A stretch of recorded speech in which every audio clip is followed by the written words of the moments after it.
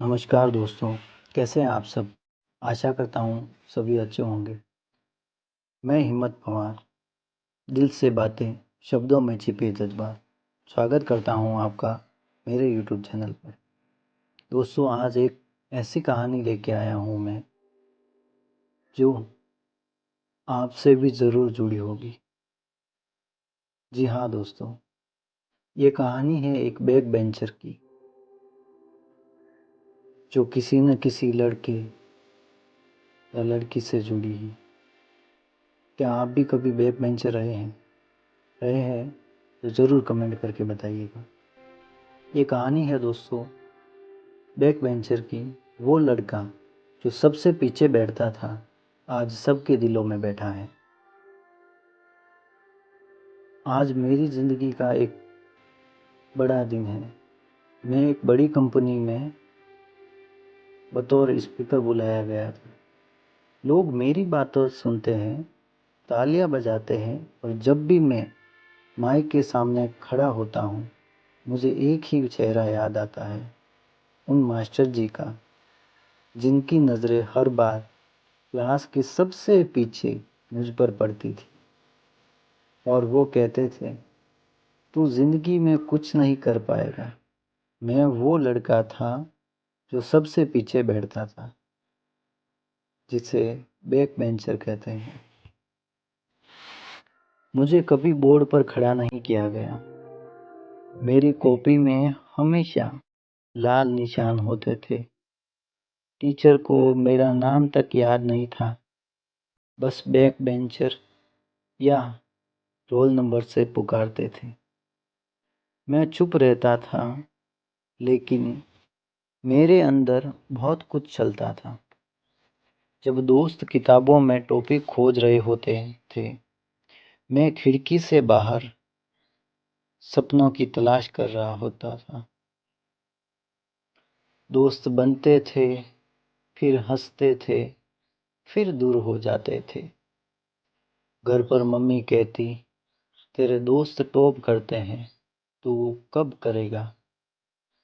और मैं बस यही सोचता, क्या टॉप करना ही सब कुछ है? एक दिन की बात है। टीचर ने कहा, कल हर बच्चा एक प्रेजेंटेशन लाएगा जो खुद तैयार करेगा। इस बात से सब बच्चे डर गए थे, पर मुझे पहली बार लगा जैसे मेरे हुनर की पहचान हो सकती है। पहली बार मुझे अच्छा लगा। रात भर मैंने मेहनत की, माँ की पुरानी साड़ी से पोस्टर बनाया, भाई की टूटी रेडियो से स्पीकर निकाला और एक प्रेजेंटेशन तैयार किया कि ख्वाब क्या होते हैं। अगली सुबह सबने बारी बारी से बोला और फिर मेरी बारी आई। कांपते हुए मैं खड़ा हुआ। सब मुझे ही घूर रहे थे और मैंने कहा, सर अगर आप माफ़ करें तो मैं खड़े होकर नहीं, बैठकर दिल से बोलना चाहता हूँ। पूरी क्लास सन्न रह गई और पहली बार मैंने खुद को सुना और समझा और जताया। जब प्रेजेंटेशन खत्म हुआ तो टीचर ने कहा, शब्दों में ताकत होती है और तेरे शब्दों में आग है। वो मेरा पहला ए ग्रेड था। वो मेरे लिए पहली उपलब्धि थी। उस दिन के बाद मैंने खुद को बदलना शुरू किया। पढ़ाई अब मेरे लिए बोझ नहीं, जरिया बन गई थी। लाइब्रेरी में मेरा एक अलग ही प्लेग्राउंड बन गया था। किताबें मेरी दोस्त बन गई थी। क्लास में जो सबसे तेज थे, मैं उनसे पीछे नहीं था। लेकिन अब मैं उनसे दौड़ नहीं रहा था, मैं खुद से आगे निकलना चाहता था। रातों को 3 बजे तक पढ़ता, हर संडे इंटरनेट से मुफ्त कोर्स करता।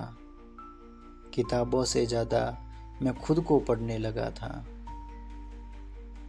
वक्त गुजरता गया, स्कूल छूटा, कॉलेज आया और फिर जॉब।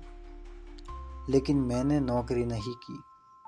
मैंने अपने जैसे हजारों बैक बेंचर्स को ढूंढा और उन्हें ये सिखाया कि आगे बैठना ज़रूरी नहीं, समझना भी ज़रूरी है।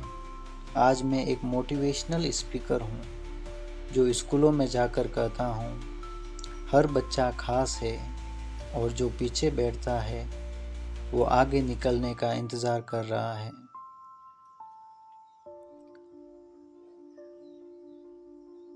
इससे आपको क्या सीख मिली दोस्तों? आज अगर कोई मुझसे पूछे तो कौन है, मैं कहूँगा मैं वो हूँ जिसे सबसे पीछे बैठने दिया गया, ताकि जब मैं खड़ा हूँ तो सब मुझे देख सकें। क्योंकि कहानी हमेशा पहले आने वाले नहीं, आखिरी से शुरू होती है। और ये कहानी सिर्फ मेरी नहीं, हर उस बच्चे की है जिसे कभी पीछे छोड़ दिया गया था, जिसे कभी पीछे छोड़ दिया गया था। इसीलिए आज हर एक बैक बेंचर सफल होकर हम सभी को यही प्रेरणा देते हैं कि सबसे पीछे बैठने वाले कभी जिंदगी में हमेशा सबसे पीछे नहीं रहते। वो मुकाम हासिल करने की भी क्षमता रखते हैं जो पढ़े लिखे डिग्री वाला तक हासिल नहीं कर पाते। धन्यवाद दोस्तों।